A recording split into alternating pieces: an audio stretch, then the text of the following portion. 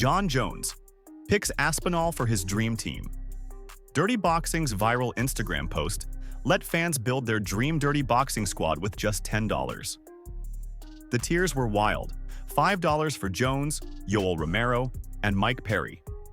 $3 gave you Ilia Topuria, Alex Pereira, and Max Holloway.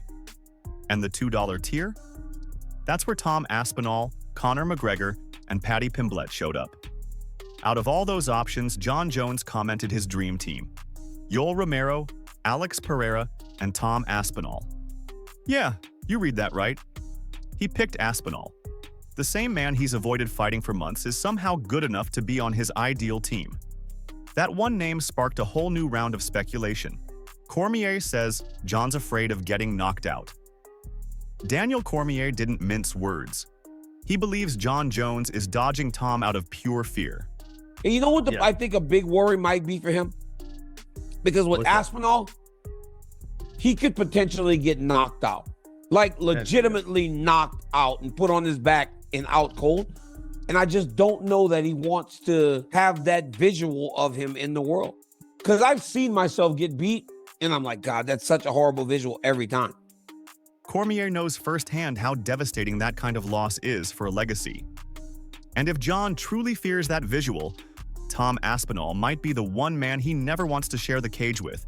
Petition to strip Jon Jones explodes. Meanwhile, the MMA community is done waiting. The petition to strip Jon of his heavyweight belt has now crossed 111,000 signatures. There is a signature to strip Jon Jones I saw petition. that. Did you sign it? That's over 70,000. You signed it, didn't you? I did. I'm gonna search the database. I didn't search it. I'm gonna find your email on there. But dude, that's 70,000 signatures. Aspinall teases big news. Fans turn on him. Tom posted heavyweight news coming soon on Instagram, and fans lost it. Everyone assumed it was about a fight, maybe even Jon Jones. Turns out, it was just a promo for a champion athletic campaign. This game will test everything. Your body, your mind, your patience. You don't get here alone. My family, my team, my pack. Every day we show up, quiet, focused, ready. A heavyweight mind. It's not just fight night, it's every single moment before it. That's a champion.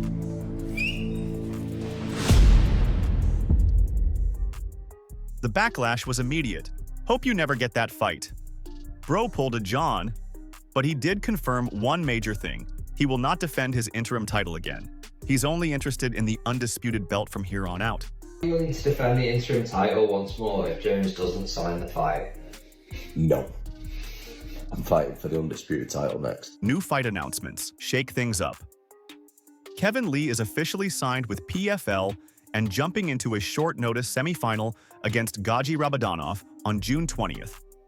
Chris Curtis versus Max Griffin is set for UFC Nashville, two men both trying to avoid a third straight loss. Also, the UFC is launching debut patches. Fighters making their UFC debut will wear a special patch on their gear, which then becomes a one-of-a-kind Topps trading card.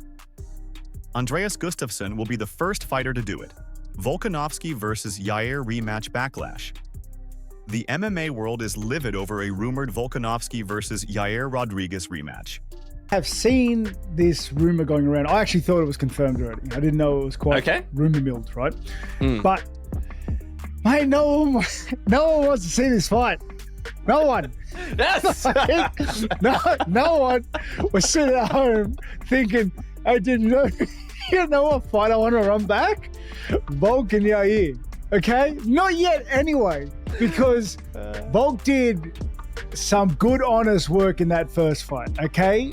And I thought Yair had a lot to work on from that fight. I think a lot of it was mental, but that's how I walked away from that fight. I thought that fight was very one-sided, and I thought he had things to work on. And by no means is this to be offensive, okay? Because I know someone's got to just clip this and send it to him, and then I'm going to have another enemy. But it's just, this is how I've just seen things, okay? Through my lenses, which could be wrong or skewed or half blind. It doesn't matter. Now, with Yair, like I said, from that last fight, I wanted him to go away and work on some things. We saw that in the Pitbull fight. We saw him start to get back in form, into shape, and kind of the version of himself that I wanted to see. Like the version of himself that fought Emmett. That version of Yair, I was worried for Volk, because that version of him that went into that Josh Emmett fight was, mate, he was just, he had a kill switch. He was just looking for it. Okay. And it was great to see. Pitbull, we saw him come back, getting work done.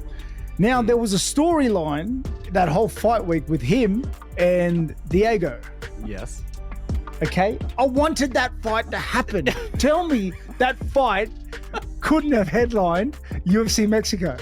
It's like the stars were aligned, and everyone said, this is the fight that we want to see headline this card. And then now Volk's fighting Yair, or might be fighting Yair. I don't know. I don't think Yair's ready for another Volk. Ilia Topuria drops training footage for Oliveira fight.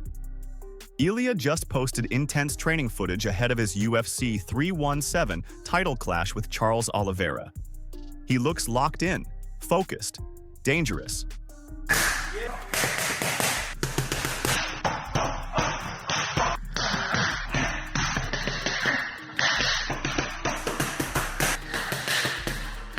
But Beneil Dariush, who fought Charles, says fans are underestimating how close this fight is.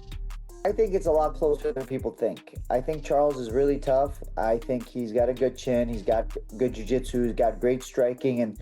And what's going to be difficult for Ilia is Charles's striking is, I think, really dangerous against boxers, against good boxers. The way he throws his knees, the way he, clinches, and those are things you can do to slow down Ilia. Because, for example, a good boxer will dip low to fake or feint to go get in on the inside, and that's times where Charles will just raise his knee and mess with your timing, or throw a kick, things like that. So I think the fight's a lot closer. I understand why people are favoring Ilia, and I think if you had to ask me, I probably would favor him as well. But I don't think it's gonna be like, oh, he's gonna walk through through Charles like everybody thinks. Sean Strickland spars Mike Perry and gets humbled.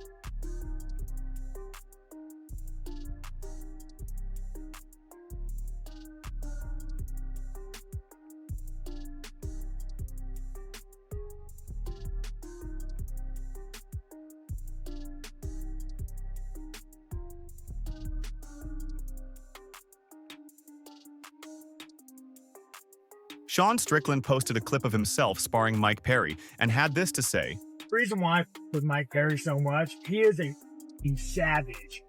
I wish you could have seen the first 3 minutes of that round. I am drilling him with shots, rocking his head back. And mind you, he's not running away from me. He's coming forward, eating every ounce of these shots. There's some guys, dude, and Perry's one of them. They will die just to land one punch on you. The guy's a savage. He's way tougher than me. Merab expects a smarter, more dangerous O'Malley. Merab Dvalishvili is prepping for his rematch with Sean O'Malley and says this won't be the same fighter. I think the first time he was waiting for me too much, and I was measuring distance good, and every time we get close, I was able to take him down. Now I think he will attack more. Like he will he will hit me. He will more. Be the aggressor. Right, and then also, I think he has a success fifth round. Like he touched my body, like he got me one body kick, front kick, and maybe he will try more that. And I'm sure his cardio. He's like first time when we fought, he make mistakes, and I was better with him. Now he will make adjustments and he will fix that, and then now he knows what I'm good at, and I'm sure he will prepare more. My professional career it's a first rematch, but I was fighting in Georgia like pro rules, but unfortunately those 9 fights, it's not my official record or it's not my. I had the rematch before beginning of my career, but no, it's my first rematch, and it doesn't count because I was so new to the game now. Right. It's professional career. It's my first rematch, and to be honest, it's Henry Cejudo versus Colby Covington. Almost. Apparently, things nearly popped off between Henry Cejudo and Colby Covington. I saw you and Kobe Covington almost gonna fight this weekend. Yeah, dude. What's up with that? It started off kind of cool, It started off somewhat cordial until that mother told me, "Did you go to the White House?" But he was doing it in a way where he was kind of being arrogant about it. He was being serious? Yeah, I'm just first, apparently him, that's what he's bragging about, the White House. I'm like, dude, I went to the White House 15 years ago. Like, you know what I'm saying? All right, cool. I was gonna try to get him on the pod. I was gonna invite him. You know what I'm saying? I like a lot of the that he talks about. You know what I'm saying? I'm like, well, do you have a real belt, Kobe? Do you have an Olympic gold medal, Kobe? I bet you the White House. And then we just started chirping and talking. I was tipsy too, man.